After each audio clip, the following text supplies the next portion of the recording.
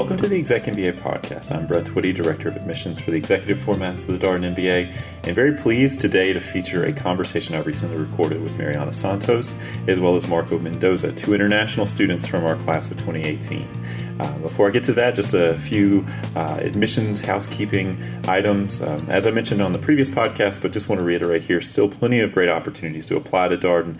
We have a number of upcoming deadlines, April 10, May 10, June 10, and June 25th. Of course, if you have questions about our application process, you're considering applying to our executive formats, and you want to know if you're a good fit or anything that we can do to help as you evaluate this sort of next step on your MBA journey, let us know. We have phone conversations available pretty much every day of the week in office hours and select markets throughout the upcoming months. So hopefully we'll connect with you soon. Of course, we can always be reached by email at exec, that's EXEC, MBA at darden.virginia.edu.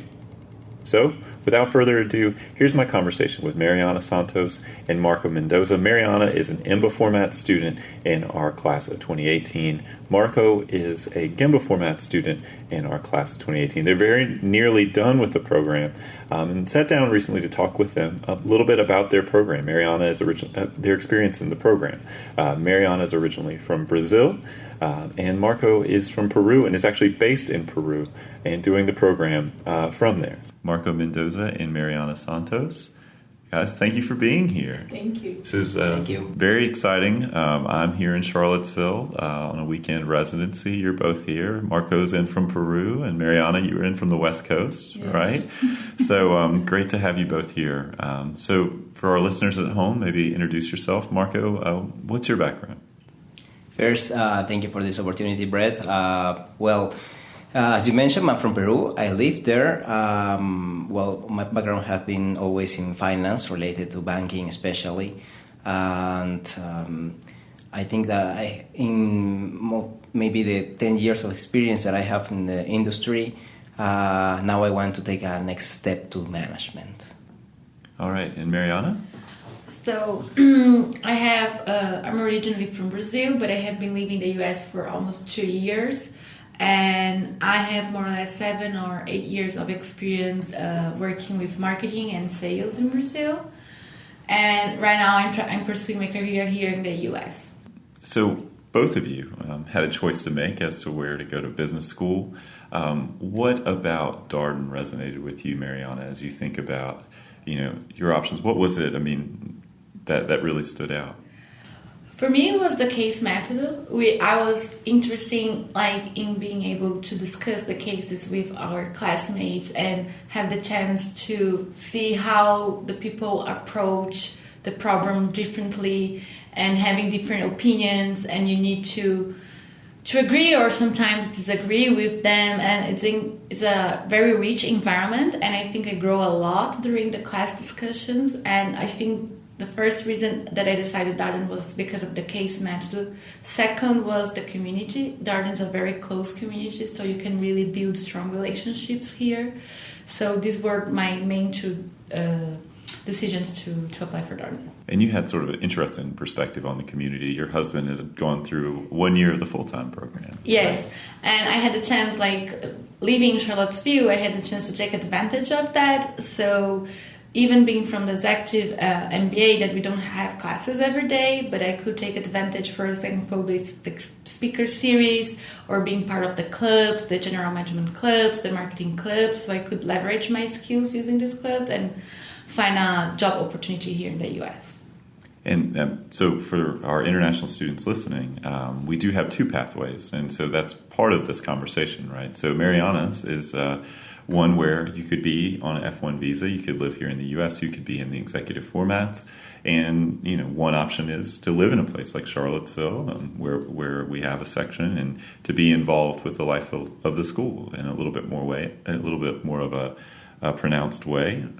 And also, Mariana, you'd worked with a faculty member, right? Yes, I did. I helped a professor during a survey during a 3 months period. Mm-hmm. But then I stopped it because I started recruiting, mm-hmm. and it can be really busy this time. Sure. But I have this option too, which was great. So you can not only have the opportunity to work with a faculty, but you can work at an iLab, for example. There's other opportunities that you can try to look here at Darden and be more involved with the university. Right. So we tried to create some structured opportunities so that you could still be engaged and doing a little bit of work while you're doing the program. Because obviously, if you're here on an F1 visa, there are rules, and you can only work on grounds in that first year. But then you can go through the recruitment process and potentially have an internship in the summer. Yes, and then what happened with me? I did because of my visa, as you said, Brad. I did my internship at Walmart e-commerce. And it was a great opportunity for me because it was my first experience working in the U.S. So I had the opportunity to learn the cultural difference that we used to discuss in class. I could really experience that. And then, luckily, I got a full-time job. Mm-hmm. So now after I finish my MBA, I'll be able to start working here in the U.S. That's awesome. And so, Marco, we're going to talk about the other side of the coin now. So Mariana was living here in the U.S. on an F1 visa doing the program. As you've mentioned, as I've mentioned, you live in Peru, right? And so you fly in. You're a GEMBA format student, right? And so talk a little bit about that choice as you're thinking about programs. How did you think about travel and pursuing an executive MBA? For me, it was the best combination ever because I wanted to maintain an equilibrium between working and still gaining some knowledge and experience in my job, but at the same time increase my managerial knowledge. So I wanted to study and work at the same time. This probably was the best combination in my case. That is the reason why I decided for an executive format, and that is the reason why flying over from my home was also something very convenient to me. Yeah, how have you managed?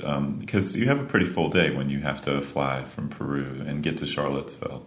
And so how have you managed that? Initially, there were a lot of logistical stuff that I had to solve, but I think after the first months, it actually became something positive because I used the time that involves coming here to Charlottesville to give extra time to prepare for the cases for the on-grounds residents every month. So it was a special time for me to be in, let's say, in a different environment. Let's call it the airports and the planes. But in those calm hours, I can dedicate the 100% of my time to the cases. Do you ever get anybody asking you what you're reading about the cases? When you're sitting on a plane or in the airport, does anybody come ask you about the work that you're doing? They usually tell me, you look busy. So, what about Darden resonated with you? What was appealing to you? I think two reasons were important for me. Number one is that, like I mentioned before, after a long time on increasing my technical experience, I wanted to give the next step into managerial knowledge. So for that reason, I was looking for a school that had a good name and a brand in managerial education, and Darden was in the case. The second reason was, because of today's world, I wanted to improve this opportunity to study, to have a global experience. So in that case, Darden was unique in the executive in offering a program that can give me a global view from how to do business today. So you've gone on 3 of the 4 global residencies, and Mariana, which global residency are you going? I'm going to India, so it would be November. And I will have the chance to experience there. So you both will be in India. Yeah. Yes. I think it was briefly discussed in the email exchange that we had setting this up. Marco had suggested having this conversation in India. I would have loved to have done that. That would have been a bold step for the podcast. We recorded in the United States and India, so we'll have to see. But let's go, Brett. Right. So Marco, how have the global residencies been? Have you enjoyed your experience? What have you learned through them? Well, I learned a lot, actually. Maybe one of the most important things about the global residence is that I feel that after every trip, my view or my perspective of business is getting more and more broad. So you take more variables into account, like the culture, like the people, like the geography, like the language. And so in all those cases, I have increased my knowledge in the sense of how to actually do business in any scenario. Mm-hmm. And so you've gone to China, Western Europe, South Africa. India is left, and obviously Mariana will be there with you. And India, what are you both looking forward to in India? Mariana, we'll start with you. What are you excited about? I'm excited to being abroad, with my classmates and engage with them. But I think the culture, one of the reasons that I chose India, we are going to have marketing too and strategy there. And I believe India is a country that is developing so many good people in technology, and this they are creating a new environment, a business opportunity for Indian, and I'm really interested in knowing how they do that, not how they plan to do that, how they achieve this goal of developing people to be really prepared to work in technology. And I'm really interested in seeing that. And of course the culture, all the girls here were excited we're going to buy saris in India, so and try to experience as much as we can the culture there. And would be, I think, interesting. And Haj, our marketing professor, he's from India, so he would be with us at the trip. So having the opportunity to travel with him would be great, because we'd be able to know more about the culture, not only being there, but having someone that is from India, which helps us to understand more about the country. How about you, Marco? For me, the trip to India is like the end of a first chapter, because with these lessons in the previous GEMBA trips, like I mentioned, I have a new perspective of the importance of knowing the new perspective of the world into doing business. So I think that that's a great lesson that Darden has given me. Probably after the program finishes, I'm going to keep traveling to other countries, because the experience is unique, and the knowledge is something I think you cannot get anywhere else. So let's talk about the case method for a second. It's something that's sometimes a little bit mysterious to prospective students, right? You describe it and it doesn't really reveal exactly what it is. You have to ask a few more questions. So one of the things we've been asking all the executive format students who've been on the podcast is, how would you describe the case method to someone who is just learning about it? Or what would you say, you've really learned, through the case method? How has it affected you as a leader, as a decision maker? What would be something that you would want to share?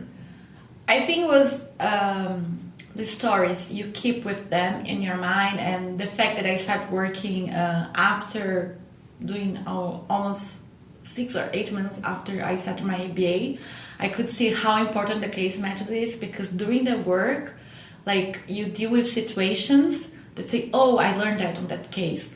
And you know how to apply what you learn, because you had a previous company were in the same situation, was in the same situation, and then they have this problem.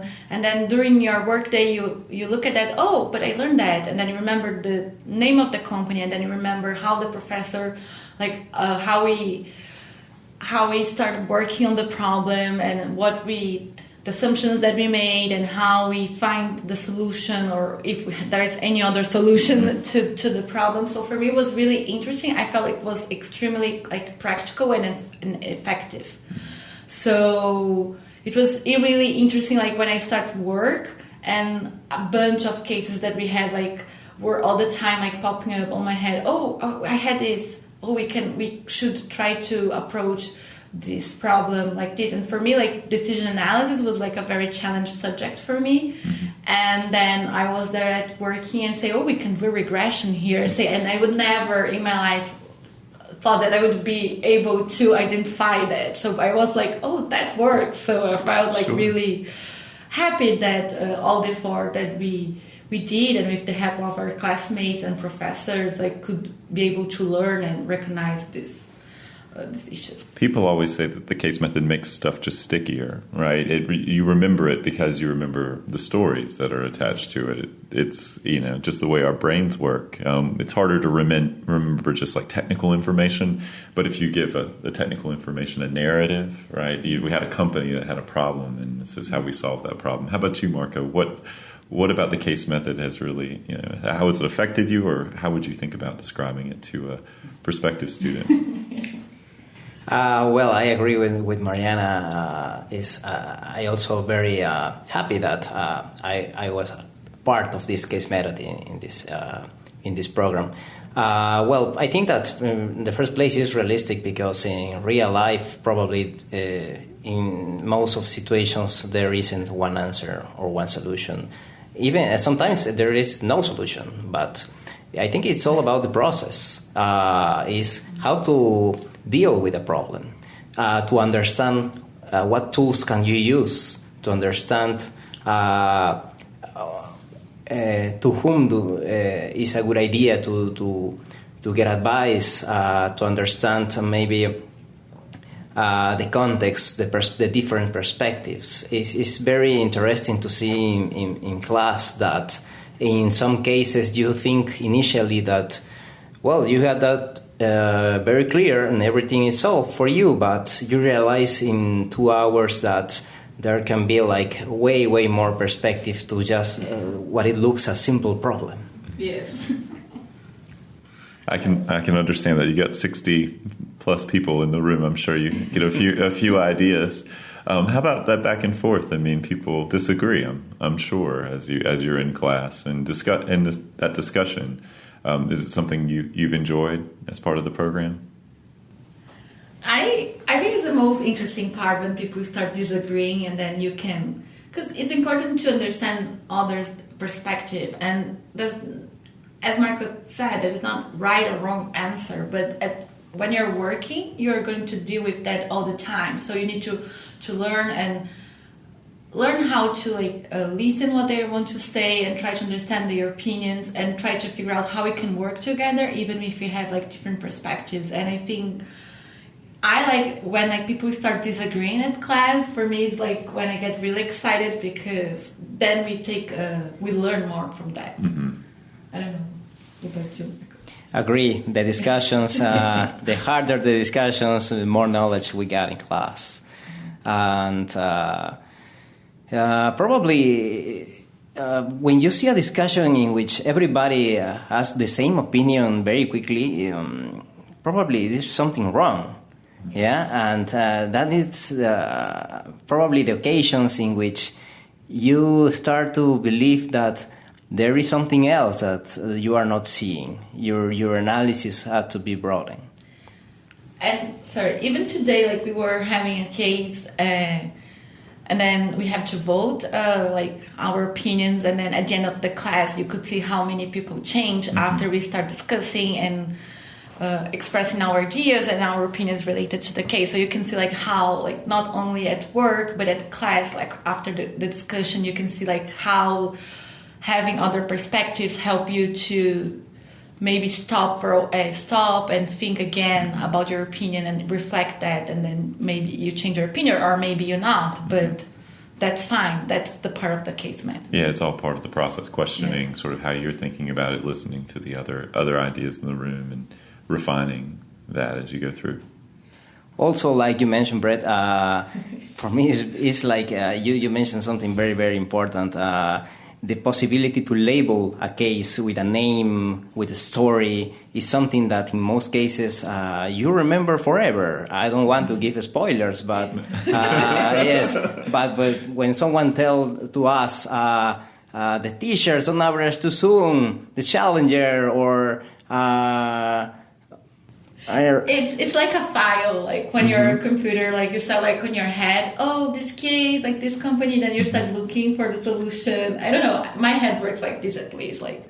So it's all organized. It's organized. Okay, like ops, and then you operations. Sorry, and then you try to remind the case. Oh, I have, and then it keeps with you. It stick on your brain. It's amazing. We do we do alumni events, and occasionally there'll be an alumni panel with maybe 2 or 3 Darden students.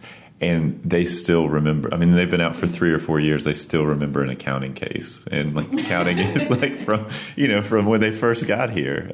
It's a fascinating thing. So, all right. So, last question. So, international students, sitting at home listening to the podcast, thinking about, can I do this? Is this something that I can actually manage and take on? What would be your advice to them? Well, I think my advice would be a gigantic yes. Of course, you can do this. You have to be clear, like, what is the thing you want. If you wanna, probably my case was interesting because my first idea when I came to Darden was I want to learn more management. But when I got here, I got like a broad view of there are a lot of things, of new things that you can learn that you probably have never seen before. So for me, it was a great opportunity, despite of the fact that I commute from Peru and I live there, I work there. For example, I found very attractive the world of consumer analytics in marketing. And now I'm getting a new opportunity at my job to start a project to create a department of data analytics. So I think that I value that a lot, and I thanks Darden for that. Wow, I didn't know that. Congratulations. That's awesome.